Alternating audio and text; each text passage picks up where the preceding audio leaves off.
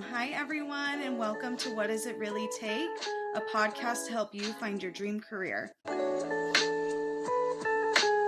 Today, we are with our very special guest. So, whenever you're ready, if you could start by introducing yourself. So, name, something outside of work that brings you joy, occupation, and how much do you make? Okay.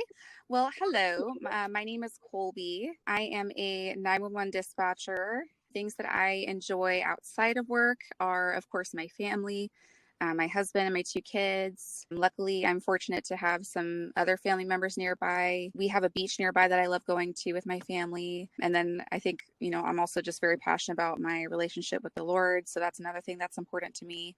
And then as far as what I make, I'm in Western Washington and I make about $27 an hour, having been at my job for about 4.5 years. Awesome. Thank you for that context. It's Mhm. very important. Yeah. Can you describe what a 911 dispatcher is for maybe folks who don't know? Yeah, absolutely. So we're kind of known by a few different terms, 911 dispatcher, 911 operator. Generally, a 911 dispatcher is a person who dispatches 911 calls. There can be different categories of 911 dispatchers, such as a 911 call taker versus, like a police or fire EMS dispatcher. At my center, we actually do all three. So we call take, we accept 911 calls as well as business line calls, so non-emergency calls, as well as we dispatch for police, fire, and medical emergencies. Why did you want to start in this profession? Mhm. So when I was considering leaving my previous job as a veterinary receptionist about 5 years ago, I was really concerned about finding a job that would pay my bills that didn't require me to have a degree because I only have an AA. So I saw the position available at the 911 center in my area and I decided to go for it. It's just something, it's always been a career that I have been intrigued by. And I already had the typing skills and was used to multitasking in a very busy environment at the hospital that I worked for. Perfect. Thank you. Yeah. And then what are some steps you had to take to get where you are now? So the application process was a pretty long ordeal for me. It actually went by a lot faster for me personally than I think it usually goes. I think just because I was very excited about the job and was very quick to respond to all of their, inquiries.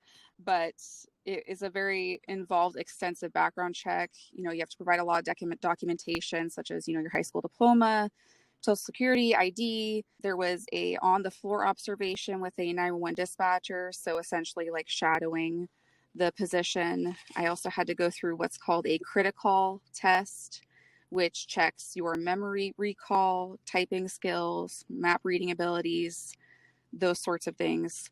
And then I also had to go through a panel interview with the 911 supervisors. And then after I received a conditional offer, after going through all of that, I passed my drug test and psych evaluation. And then I started training to be a dispatcher. Some other agencies will also include like a polygraph test, like a physical test as far as like hearing and vision. I didn't have to do those things, but the training process itself after being hired is very intense. And I can only speak for myself having gone through it at my agency, but it really does just retrain your brain to multitask in ways you didn't think you could.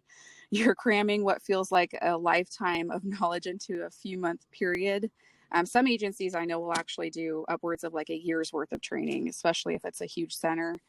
I actually work for a pretty rural county.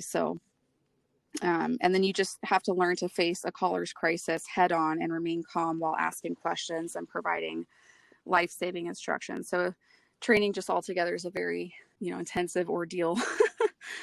Wow, that goes super in depth. I would hope so. Yeah, definitely. Awesome. And so, what does a typical day look like for you? Yeah, so my typical day at work is a 12-hour shift. We work typically 3 to 4 shifts consecutive in a given week, and I usually work with 1 to 2 other dispatchers. At my agency, this kind of goes back to what I was saying earlier, but we answer 911 calls as well as business lines, and we dispatch for police, fire, and EMS in my county. I work using 4 to 5 computer monitors, 2 of which are for my phone, 2 are for what is called CAD, which is computer aided dispatch. That's how I, put calls in. That's how I dispatch units to calls. One monitor is for our radio, which has 2 law channels, 6 fire radio channels, and a public works channel for like the roads department. I use 3 computer mice and 2 keyboards for the entire setup, so it can be a little bit overwhelming at first when you're first starting out. But since we have 2 law channels, we sometimes only have enough dispatchers for each law console, since our minimum is 2 dispatchers. So that means we could each typically share responsibility for answering the phones as well as paging out calls for fire and EMS. Yeah, that's kind of what my typical day will look like. And so what is your favorite part of your job? My favorite part is that no day is ever exactly the same. I've done bank jobs before, coffee shop, and where, it's kind of the same thing. You're handling money or you're taking a customer's order. But I like that with what I do now, it can be a different thing every day. We get different people that call in different things daily.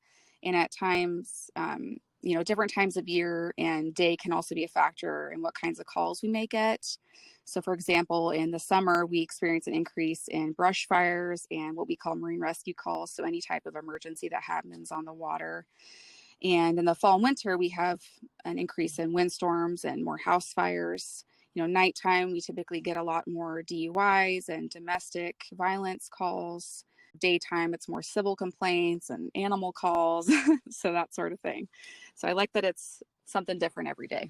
Awesome. And then, so the opposite of that is going to be, what is the hardest part of your job? The hardest part is probably the training process because of how just grueling it can be. But now that I am past that, I would say working a busy shift while understaffed and having callers yell at you is probably the most challenging. I think it's a pretty well-known fact that 911 dispatchers, at least 911 dispatch agencies, are pretty understaffed across the country.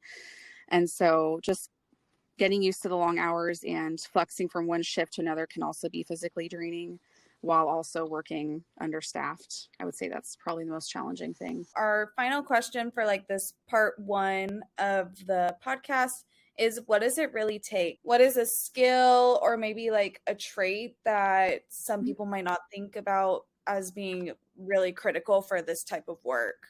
Mm-hmm.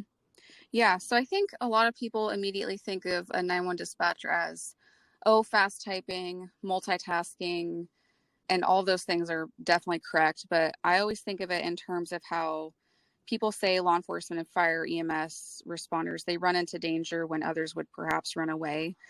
I think 911 dispatchers are similar in that we need to maintain our composure and stay calm even in the midst of a panicking caller. So it takes having or developing that ability to turn off some of those fight or flight emotions. And not everyone can develop that skill, which is why not everyone makes it through that training process. Thank you so much for listening to part 2 of our episode with Colby, who is a 911 dispatcher. If you found what you heard interesting, listen to part 2 that'll be coming out later this week. Thank you. Bye.